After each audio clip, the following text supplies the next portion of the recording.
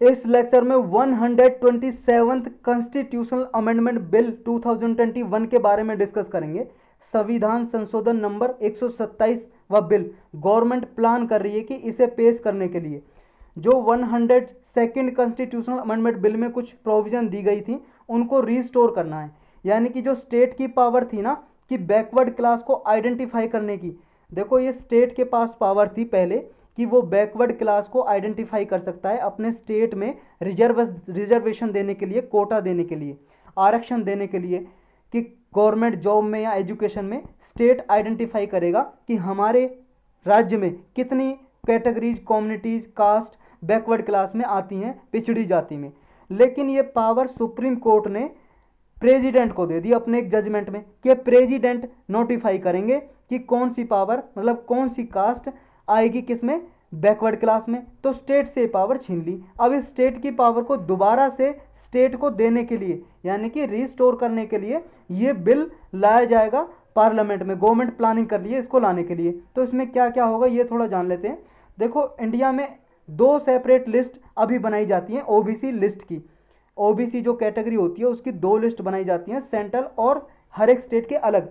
जैसे मान लो कोई बंदा, कोई कास्ट ओबीसी कैटेगरी में आती है किसी स्टेट में, मान लो राजस्थान में एक कम्युनिटी मान लो ओबीसी में आती है, जैसे मान लो बंजारा ओबीसी में आती है राजस्थान में, और वही कर्नाटक में देखे तो वहाँ एससी कैटेगरी में आती है। यानी कि हर एक स्टेट में लिस्ट अलग अलग है उसकी सोशियो इकोनॉमिक कंडीशन के हिसाब से।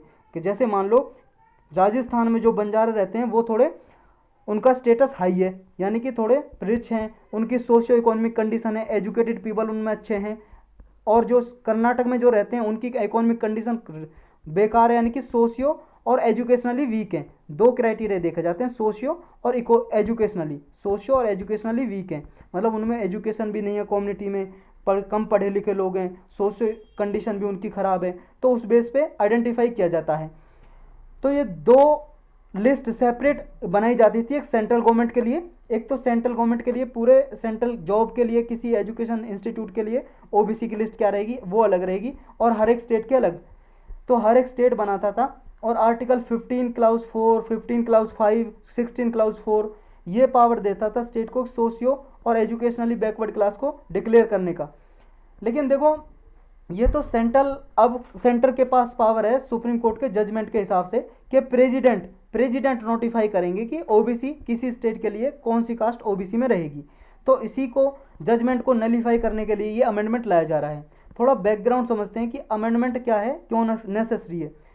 जो हमने ऊपर डिस्कस किया ना कि 102nd कॉन्स्टिट्यूशनल अमेंडमेंट जो एक्ट था, ये एक्ट में कहा था, इस एक्ट को सुप्रीम कोर्ट ने अपहेल्ड किया, मतलब सपोर्ट किया। जो इसने लाया ये 102nd कॉन्स्टिट्यूशनल अमेंडमेंट हुआ था, नेशनल बैकवर्ड क्लास कमीशन बनाया था इसके हिसाब से।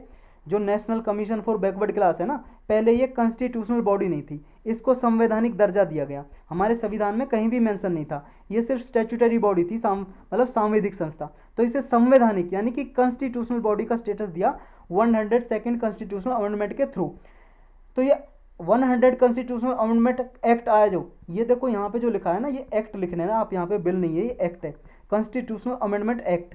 तो ये एक्ट आया 102nd का, जिसके जरिए एनसीबीसी को यानी कि नेशनल कमीशन बैकवर्ड क्लास को कॉन्स्टिट्यूशनल स्टेटस दिया, इसको अपहेल्ड किया। लेकिन साथ में सुप्रीम कोर्ट ने यह भी कहा अगर ओबीसी लिस्ट में कोई डालना, किसी स्टेट में किसी कास्ट को ओबीसी लिस्ट में डालना है तो उसको प्रेसिडेंट नोटिफाई करेंगे, national commission for backward class recommendation करेगा, ये सिफारिश देगा, और प्रेसिडेंट नोटिफाई करेंगे, डिटरमाइन करेंगे कि कौन सी कास्ट ओबीसी लिस्ट में आएगी किसी स्टेट के लिए। तो इसी को नलीफाई करने के लिए अमेंडमेंट किया जा रहा है। यानी कि जो 102nd कॉन्स्टिट्यूशनल अमेंडमेंट एक्ट था 2018 का, इसने कई सारी प्रोविजन इंसर्ट करी हमारे संविधान में। एक जैसे आर्टिकल 338B इसने इंक्लूड किया, और आर्टिकल 342A इसमें 2 क्लाउज इंक्लूड की, आर्टिकल 342 के बाद क्लाउज ए क्लाउज बी। और जो आर्टिकल 338B था ये डील करता है कि national commission for backward class की पावर क्या होंगी, ड्यूटी क्या होंगी, ये इसका स्ट्रक्चर डिफाइन करता है आर्टिकल 338B। और जो आर्टिकल 334BA है ये क्या बोलता है, 342 से 342A ये बोलता है कि जो प्रेसिडेंट है वो कंसल्ट करेंगे गवर्नर से करेंगे कंसल्ट, किसी भी को भी मान लो सोशियो एजुकेशनली बैकवर्ड क्लास में स्पेसिफाई करना है तो गवर्नर से कंसल्ट करके ये प्रेसिडेंट उसे स्पेसिफाई करेंगे। और रूलिंग ने स्टक डाउन कर दिया था, मतलब जो सुप्रीम कोर्ट ने जजमेंट में, देखो ये तो कहा था कि प्रेसिडेंट हर एक स्टेट के लिए डिफाइन करेंगे कि कौन सी कास्ट ओबीसी कैटेगरी में रहेगी। साथ साथ महाराष्ट्र गवर्नमेंट ने भी मराठा को रिजर्वेशन दी थी, मराठा कम्युनिटी को, तो मराठा कोटा का जो रूल्स था इसको भी नलीफाई कर दिया था, स्टक डाउन कर दिया था, कैंसिल कर दिया था। तो इस बिल के बारे में जानते हैं, ये बिल क्या करने वाला है, जो 127th कॉन्स्टिट्यूशनल बिल आएगा। देखो अभी तक हमारे संविधान में कितने अमेंडमेंट हुए, टोटल 104, जो 100 कॉन्स्टिट्यूशनल अमेंडमेंट एक्ट था। देखो बिल तो आते हैं बहुत सारे, 126 बिल आ चुके हैं, लेकिन एक्ट कितने बने, सिर्फ 104, क्योंकि उन्हें भाई साहब पार्लियामेंट में पास होना पड़ता है, प्रेसिडेंट साइन करते हैं तब जाके एक्ट बनता है। बिल तो आते जाएंगे, कोई बिल लैप्स कर गया फिर अगले नाम का बिल आएगा। अगर मान लो 27th नाम का जो ये बिल आया है कॉन्स्टिट्यूशनल अमेंडमेंट बिल, अगर ये पास नहीं हुआ तो फिर ये एक्ट नहीं बनेगा, तो फिर 128 नाम से आएगा, समझ गए। तो फिर मान लो 128 आया, जब ये एक्ट बन गया तो इसने मान लो 105 नंबर का बन जाएगा कॉन्स्टिट्यूशनल अमेंडमेंट एक्ट। तो इस हिसाब से ये डिफाइन होते हैं। तो अभी 127 नाम का जो है क्या क्या चेंज करने वाला है, जो 342 क्लाउज, मतलब 342 क्लाउज ए है, इसमें 2 सब क्लाउज हैं 1 और 2, इन क्लाउज में संशोधन करेगा और एक नया क्लाउज नंबर 3 जोड़ेगा ये। और जो आर्टिकल 366 और 338 बी है इनको भी अमेंड करेगा, संशोधन करेगा इनका भी। जो स्टेट हैं वो अब मेंटेन कर सकेंगे अपनी स्टेट लिस्ट ओबीसी की, जो सुप्रीम कोर्ट के जजमेंट से जैसे स्टेट करते थे ना, उससे पहले जो स्टेटस था ऐसे ही आ जाएगा, मतलब प्रेसिडेंट को डिफाइन करने की जरूरत नहीं है, national commission for backward class की रिकमेंडेशन के आधार पे वो नहीं जरूरत पड़ेगी, जो सुप्रीम कोर्ट ने कहा था। सुप्रीम कोर्ट के जजमेंट को नलीफाई करेगा ये, मतलब स्टेट अब अपने हिसाब से ओबीसी किस लिस्ट मेंटेन कर सकते हैं, मतलब किस कास्ट को कम्युनिटी को ओबीसी में डालना स्टेट खुद डिसाइड कर सकेंगे ये एक्ट बनने के बाद। नेक्स्ट जो आर्टिकल 366(26)(c) क्लाउज है, ये डिफाइन करता है सोशली और एजुकेशनली बैकवर्ड क्लासेस को। जो स्टेट लिस्ट है वो कंप्लीटली क्या है, प्रेसिडेंट से ले ली जाएगी और अब स्टेट असेंबली डिफाइन कर सकेंगी, यानी कि प्रेसिडेंट के पास पावर नहीं रहेगी, स्टेट असेंबली जो विधानसभा है वहाँ की वो डिफाइन करेगी, वो नोटिफाई करेगी कौन आएगा।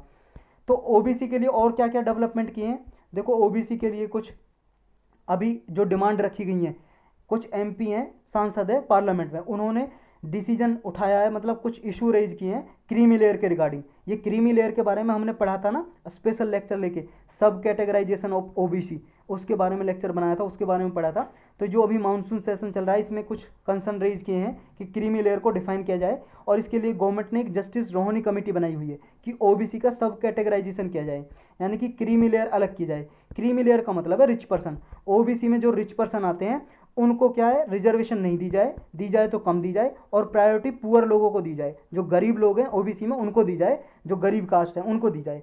तो ये कैटेगराइजेशन है और इसी को बोलते हैं क्रीमी लेयर, कि जो पर्टिकुलर मान लो पैसे कमाते हैं एनुअली उनको हटाया जाए ओबीसी की मतलब बेनिफिट से, और उनको कम बेनिफिट मिले या मिले ही नहीं, और प्रायोरिटी दी जाए पुअर पीपल को।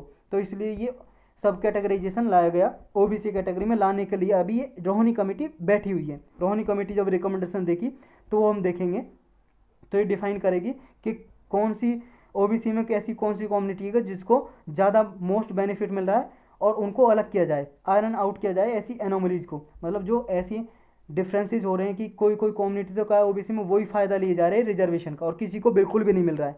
तो इसको डिफाइन करने के लिए रोहिणी कमेटी बैठाई गई है। यूनियन हेल्थ मिनिस्ट्री ने अभी आप सबको पता होगा 27% रिजर्वेशन दी है, मतलब ओबीसी, और 10% कोटा दिया है ईडब्ल्यूएस को मेडिकल कॉलेजेस में भी, चाहे यूजी कोर्स हो, अंडर ग्रेजुएशन या पोस्ट ग्रेजुएशन का हो, मेडिकल और डेंटल कोर्सेज में 2021-22 का जो सेशन स्टार्ट होगा कॉलेजेस में, ये दी गई है रिजर्वेशन।